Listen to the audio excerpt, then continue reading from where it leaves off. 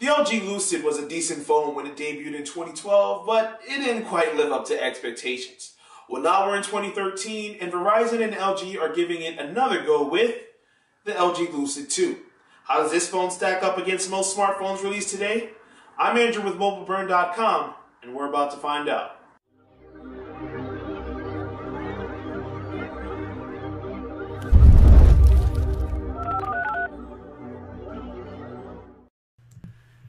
The LG Lucid 2 is a follow-up to the original Lucid released on Verizon last year. The latest version of the phone has some of the things that the original lacked. It has somewhat current software with Android 4.1.2 Jelly Bean, delivering many of the big-ticket features that make Jelly Bean so attractive. That, of course, includes Google Now Search, which can provide a live view of stocks, movie theaters, news, and even your favorite sports teams. It also has LG's custom take on Android, Optimus UI, that layers over some tailor-made adjustments, but we'll get to that later.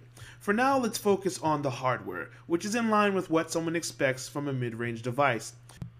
The Lucid 2 has a 1.2 GHz dual-core processor developed by Qualcomm. It tends to do a good job of completing tasks, but there are moments of sluggishness when navigating in the home screen app or switching between apps can feel like it's taking a little longer than it should. There's a bit of a lag in response time, which is odd considering that this solid processor and Android 4.1 should remove the need to make it feel like things aren't going as fast as they should be. That's especially strange when you consider that it has actually solid benchmark scores, so it's hard to explain the reason for the slowdown. As for the physical device, the build materials are regular plastic with a back cover that feels as if you're scratching on vinyl. The shape is kind of nice given the frame curves to fit comfortably inside your palm, but the phone itself isn't premium by any stretch of the imagination. It's 9mm thin and 129 grams in weight, so this bad boy feels just as comfortable in your pocket as it does in your hand. The small size also works well for the 4.3-inch screen, which while only has a QHD resolution, does a good enough job of displaying colors and text that you won't have many complaints. An HD display is obviously better, but your eyes won't suffer when using this device. The frame of the Lucid 2 has a few silver accents along the top side edges.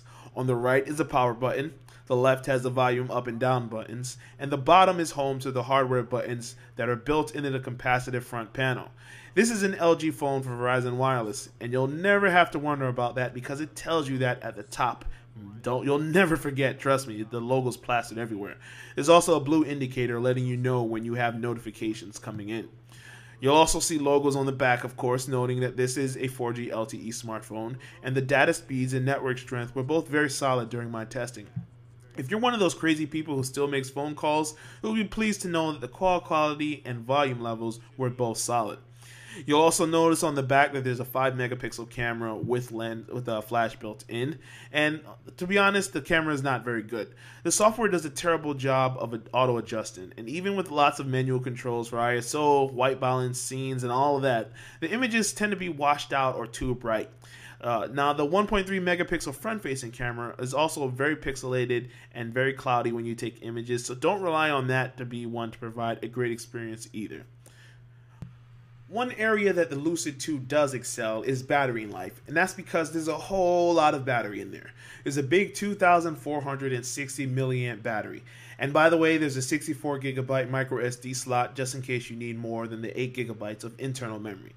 Now, power management is very efficient on the Lucid 2, so I have a hard time seeing even heavy users needing to charge the phone more than once per day. The Lucid 2 also supports the Qi wireless charging standard, so you can recharge your device by using a special replacement door and a charging pad without having to plug in the phone. Just make sure the pad is plugged in, drop the phone on top of it, and you can go about your business. This does add some noticeable thickness to the device to make it even chunkier, but the wireless charging may be convenient enough to offset those problems. The software on the Lucid 2 is equally convenient, though there are definitely some cons to go along with the pros. On the pros, LG's UI makes a light aesthetic change to Android 4.1, so it's not that bad, and they're actually throwing some things that add real value. For instance, Quick Memo is useful because you can annotate screenshots and share them easily with others. You can also use the camera app to just say cheese and take a photo, and there are some nice ways to switch between settings when you're in the notification area. Now, if you're a first-time smartphone, there's another pro because it has something called starter mode, which basically holds your hand through the process of adding new features or getting to certain settings. It's not very appealing visually, and the icon choices to begin with are kind of cheesy, but the way that they've done it, it makes it easier for first-time people to learn how to use it, and you can turn this off as you go along. So the sophistication that you get when you move to other parts of Android, you can turn this off and still enjoy the phone. Now, the cons of the Lucid 2, aside from the occasional lag that I mentioned previously, are that there's a lot of preloaded software on here, and none of them can be removed. You can hide them from appearing in the app drawer, but the typical way of where you go to disable something, it doesn't give you the option to do that. So the apps will still be there taking up space, even though you hide them from appearing in the app drawer. And when you do that, be sure to resort your apps, because otherwise you'll end up with a lot of blank spaces, and it's going to look weird. Another annoyance is that there's a giant Wi-Fi indicator in the notification area. It's huge, it's persistent, and it's really annoying. I don't need to be told that I'm on Wi-Fi. I'm the one that turned it on. And if you do turn Wi-Fi off, it's going to tell you, hey, you turned Wi-Fi off. I know that. So now the question is, should you buy the LG Lucid 2? The cons list is kind of small when you compare it to the pros. And there are definitely more than a few gripes to make about this phone. Some of the software decisions, the hardware doesn't feel the greatest around. But if you judge the Lucid 2 within its class of just saying this is a mid-range device, is it solid? Is it going to do what I need it to do? And the answer is going to be yes. It's a quality phone within its class, and it'll probably handle most of the things that the average user throws at it. Power users definitely won't be pleased, but the Lucid 2 will meet the needs of many others. For first-time smartphone users or someone on a budget, the Lucid 2 is a solid buy, especially when you consider that you don't really buy it because it's available now for free on a 2-year agreement at Verizon. This is Andrew from Mobile Burn doing a review of the LG Lucid 2.